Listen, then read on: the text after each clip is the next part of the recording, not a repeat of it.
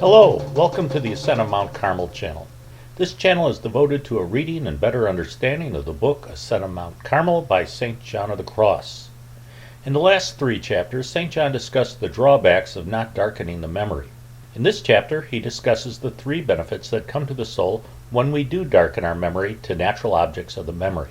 These benefits come from negating the previously mentioned evils so that, in sum, we end up with positives.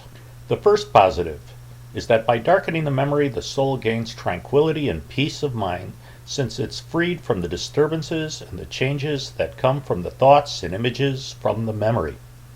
And more importantly, as a consequence of this, it gains a greater purity of the soul.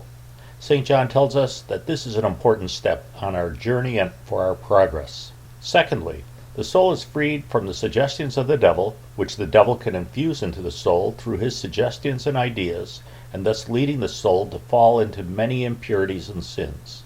When we darken our memory, though, these thoughts are completely removed, and the devil has nothing left with which to seduce the soul by natural means.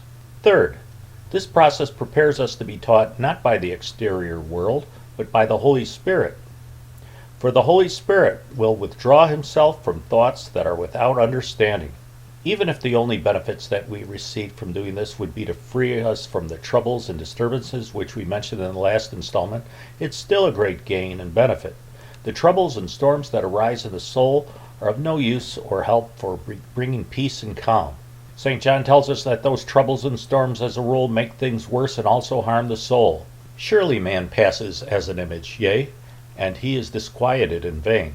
So St. John tells us that disturbances to the soul benefit no one.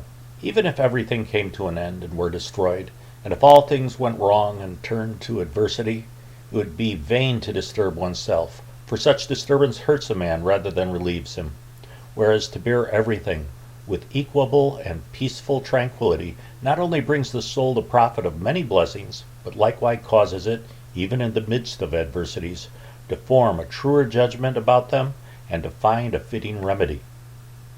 And remember that this was written by a man who just recently before he wrote that was wrongfully imprisoned and beaten on a regular basis. St. John continued, "A man would never lose his tranquility if he were not only to forget all kinds of knowledge and put aside all thoughts, but would even withdraw himself from hearing, sight, and commerce with others, insofar as it was possible for him.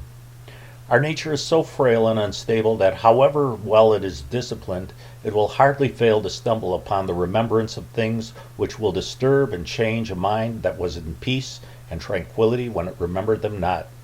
Well, I hope you enjoyed this installment of Ascent of Mount Carmel. We'll be back again in about a week with another one. In the meantime, please pray for the church.